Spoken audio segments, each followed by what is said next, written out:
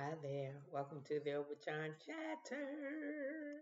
Hi, it is January the 18th, 2025. And I want to say it's like 4 o'clock in the morning Central Time. I'm here because I couldn't sleep anymore and I'm talking so low because the people in my house are asleep and my grandkids are sleeping in my room. So they camped out with me. Well, listen, I'm here to do the recap for Southern Charm, Season 10, Episode, I want to say 4 or 5, Making a Splash. I'll fix it right in the title. So we begin this episode off. We got Sal. Oh, before I start the episode off, I know y'all done heard it, and I knew y'all knew it was coming, but nobody knew when. Paige and Craig broke up. Yeah, yeah. Well, not allegedly. They ain't together no more. She and then Paige is dogging out his show, saying it's boring and it's a drag. And y'all knew that shit wasn't gonna work. Paige was running that whole relationship, and I ain't gonna lie, I ain't really like Craig with her. I'm just gonna say so. Now that he doesn't have Paige anymore, and he broke up with Austen, who's gonna be his buddy? So we'll have to see.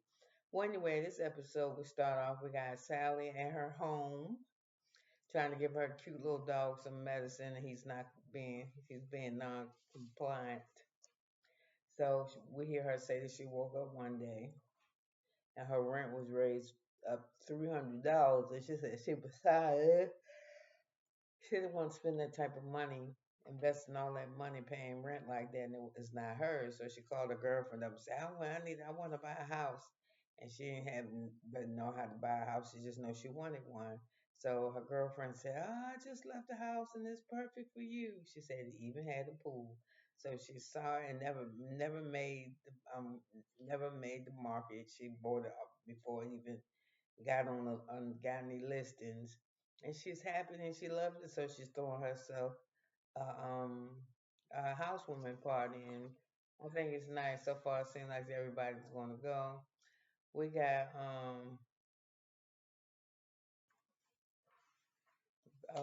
what's her name? Y'all know that lady name. Patricia is admiring how her house cleaner is cleaning her light fixtures, and then he was cleaning them. That was a lot of that was a lot of chandelier. And she said we got a lot of lighting in this house, and they just started showing all the lighting that she had in her house. I will say that she got a lot of shit in her house to meet, but it's not hardly junky at all or dusty like most people who got a lot of knicker-knack and knicker-brackers, knick-knacks. They be having shit everywhere. So Craig has decided to meet JT. So JT, TJ, or whoever, they meet at this little coffee place. So he ordered him and Craig some coffee. So Craig come in. Excuse me. Ooh, so Craig comes in and just I used to go. My dorm was right over there. This and that. He was talking about college, and while he talking to him, JT looking like motherfucker. I don't want to hear that because he said he's still mad. He said I got some beefs. So he said, you said I called Patricia a bitch, and he said you did. And he said the B word never slipped my lips. And he said maybe you misheard. He said no, you heard. He said maybe you don't remember because when she didn't take the cane, you was like man, fuck it, bitch. But maybe you wasn't saying the bitch to her. He was like that's not a word that I normally say. So production went back to see if we had that footage, and we didn't have it. So to me, if we didn't have JT calling him a bitch, then JT didn't call her a bitch. You called her a bitch, Craig. So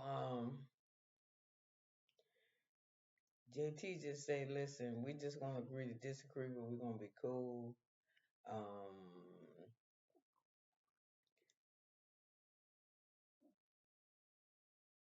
and JT said, I ain't gonna worry about it because Craig is spreading lies on me, and it'll come to light. I just gotta wait. I just gotta wait and bide my time. He said, I sit back. So Shep So Craig said, "Hey, let's go fishing sometime with Shep. We got a lot of fun to be had, but JT wasn't feeling none of that shit. So we got Molly out with her dog. That's not her dog. It's one that she gets from the shelter, and she take him out and spend the day with him. I thought that was nice. Take him for walks. That's why he acting like a damn maniac. The dog's so happy. So as she's walking, the horn blows, and it's Shep, and they speak to each other.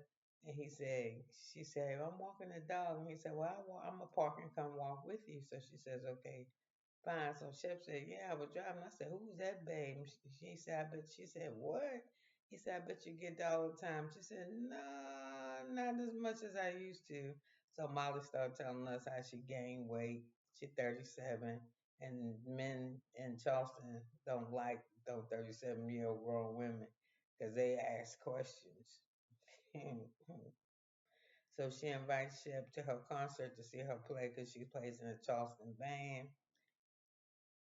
So Shep started saying how he liked classical music. He said, my favorite is the Nutcracker.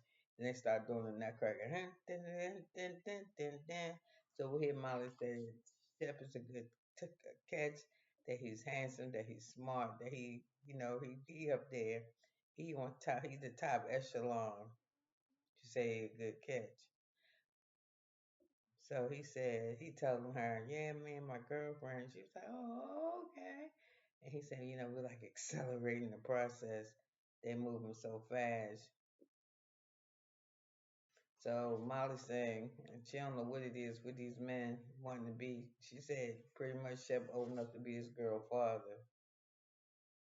And she said, maybe the men like him that way. Because like I said, I ask questions. Girls don't ask questions. Where you been? Who's that? What you doing? Here with Molly. And what'd you eat? Well, how was that? She said, shit, maybe that's why she ain't got no damn man, because she asked too many questions. I thought that was cute. So, we got Taylor going over to Rod's house. No, we at Madison house, her and Brett cooking breakfast, and she talking shit about his appointment and how he supposed to tell her shit. He said, I'll tell you when to come back. She said, we got to go to the doctor that Patricia recommended. He said, okay.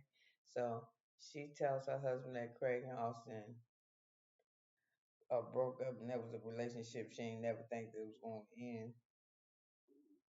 So now we got Taylor going to Rod's house for a chicken parmesan that they're cooking for her for her birthday. They spend time with her, so they give her a gift. She comes over, they give her a gift. It's artwork from some friend of theirs that they discussed her birthday, and she said for her birthday she just wanted to be alone and or just with her mom and Gaston or whatever. So Rod tells Madison that when she cancelled her party, Craige and Paige did something over there at their house, and she said, "Yeah, I heard. Tell me about it." So Rod started telling her how Salley and them was talking about Gaston,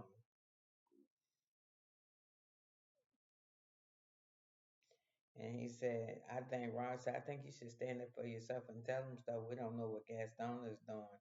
And Taylor said, "Gaston told me to stick up for myself." So she said, "Weirdo." She said, "So he says, yeah, Sally's having a housewarming party." And she said, yeah, she invited me. They was like, what? She said, yeah, she called me. It was real awkward. And I didn't say if I was going to go or not. So Shep driving to see his parents up to Seabrook. And I guess they doing reconstruction because when he was up there, Madison called him and he excused himself. But before the phone call came, he was spending time with his parents and Audrey. And they like Audrey. And they really like Audrey, seeing now that she want to have 4 children. So, and they were ready to have some grandbabies, but it sounds like one of the conditions that need to be met is that they got to be married first. So anyway, Madison said, "Oh, I'm calling you, Craig, to tell you that fucking JT and Craig had coffee with that stinking ass JT." So Austin said, "Yeah, oh my God, he's really just trying to fucking piss me off, right?" She was like, "Yeah, he can do it. I don't care." So we back at Molly's and she got a good little setup. Her mom was helping her. Um, So she tells us that the reason for the home, really, outside of the rent being raised $300, is that she was engaged previously before she moved to Charleston from wherever town she says she from. She was engaged to a man who had everything. He was top of the game. He had house, he had the house, he had money, he wanted the children, so she was happy. But 25 days before the wedding, somebody slipped in her DMs and said he was cheating on her. So she was like, "Oh shit." Call off the wedding, and then she moved to Charleston. So she said, so if any she get in a relationship and something happen and shit don't work out, she don't worry about it because she knows what's gonna happen. All her shit is her shit, her house, her cars, her everything. So we see Paige on the phone giving Craige his pep talk on how to get rid of Austen because the podcast is supposed to be fun and how he should just go here and rebrand and fuck Austen because they ain't friends no more. So while we back at Miles, her boyfriend Andrew come here and wearing his ponytail. He look alright. He look okay. He kind of cute. He look alright to me. So what happens next? Um, this was next. So her house gets approval from everybody. So Madison says she likes it. And you know Madison gonna check it out. She's walking up to the house looking at the landscape and everything. Oh, that's cute. But you know her and her parent Brett got a real nice house. But so Vinette is over there trying to figure out how you're supposed to make uh Bloody Mary. And she said, "Why am I mixing my own drink?" I don't know. So Leba's over there with her. So all of a sudden, you see Chef and Andrew come across each other. When he comes into Molly's house, he tells Molly that he thinks Chef tells Molly that he thinks the house is really nice, and she Molly introduces Chef to Andrew, and Andrew said, "I think we crossed paths a few times." And he said, "What you mean? You dated Taylor, and you dated, and we dated Molly. We dated the same girls." And Shep faced looked astonished. And then his confession, he said, "Ugh, the people that I ain't trying to say nothing about them, but the people that Taylor used to run with is ugh." So Whitney and Austin come in, and I was like, all these people coming to your housewarming, Molly, and ain't nobody got you no goddamn gift. I mean, I think Rob with some flowers. So Austin speaks to Craige, and Craige speaks to Austin, and Austin feels some type of way. He said, "Really, this is what the fuck you about to do? That I'm good, you good game, but you both playing." So Madison, being nosy, she walk over to Austin. "What you doing out with JT?" Yes, that's the ops, you know. And she said, "I'm gonna call over Craige because it's Whitney, Madison, and Austin. I'm gonna call over Craige because I want to know what the business was about." So Craige come over there. He said, "Listen, I'm a businessman, and JT is a prominent business owner in town as well. So I just say, let's just make nice. I make my pillars. He do his bed and breakfast. It's gonna be what's gonna be." So Craige said, "Well, he not supposed to be cool with him." I said, "Shit, Craige trying to get all his pillows and products and dishes and gardenware and them damn bread and breakfasts. I don't blame Craige." So Craige says, "Listen," and then, we can all he invite Austin to go fishing with him and Shep and JT and Austin about losing. So Salley asked Leva and Vinetta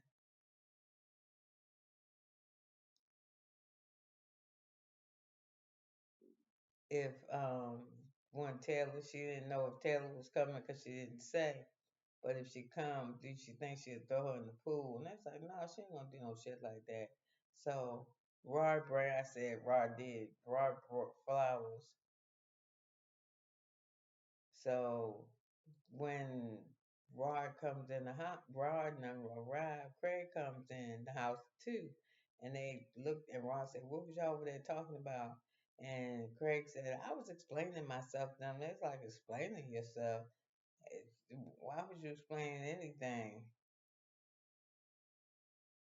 So the next thing we look again, we see Shep surrounded by the ladies in the group, and they telling him that he looks good because he going to the gym. He ain't drinking as much, and then he exercising. You heard him when it's time to eat. Can't eat that. I had barbecue already. Can't eat macaroni and cheese. Oh, I can eat string beans or some shit. So I guess he eating healthier. So Shep and Taylor speaking this real awkward for a minute, and Taylor and Andrew speak. So the people that's Whitney and Austin and Craig are still sitting there, and he's like, "Why the fuck? What's going on?" Whitney like, "What's going on? Why the hell you turn? Why Craig? Why the hell you turning out good friend Austin? What's that about?" So he was like, "Listen." Craig said, "Listen, I don't know. We just two different friends in two different spaces, and Austin, you know how much it's gonna cost me to get out of this contract for you for doing this friendship podcast?" He said, our podcast was based on being friends, and we ain't really that cool no more. So how much was it gonna cost me? Austin was totally offended by that shit. Extremely offended, as he should have been. So Sally walk over to the girls and she tell them, "I'm a little bit upset I invited Taylor to my home and she ain't say shit to me. You shouldn't invite her to your house." So after a while, Taylor walk over and say, "Hello, your house is beautiful. It's really nice. And I wasn't gonna come, but I didn't want to bring any no energy to your space. But I'm here now, so let's talk." So, Taylor said, "Where you want to go?" And Sally said, "I don't really know." And Taylor says, "It's your house. We'll go wherever you like." So they found a place. So she said, "I can't. I called you to." And she said, "I don't understand." Taylor starts off telling Sally how she don't understand how she just got new to the group and she already running her mouth about shit, talking about her. So Sally says, it didn't work out that way. That her and Gaston used to be like this, and she said, "Taylor, like you sure?" And I was like, "That's one thing I can't stand. You wasn't in the relationship, Taylor, so you don't know what the fuck was going on." And from what we understand, Sally was like, they both had the same issues. Shep, y'all know what, he wasn't gonna be faithful. Andrew wanted to be in an exclusive relationship with Taylor, but she said exclusive don't mean he's still supposed to see people. So she said he was a dirtbag. And then they just saying the same shit about each other boyfriend. So she said, "I don't want you." She said, "You telling people that Gaston called you, but the Gaston didn't call you. You call him." So they're just going back and forth. So they both agree to disagree, but not to speak on each other. And as soon as they get to agree not to speak on each other and move on, they go speak on each other. Especially Molly.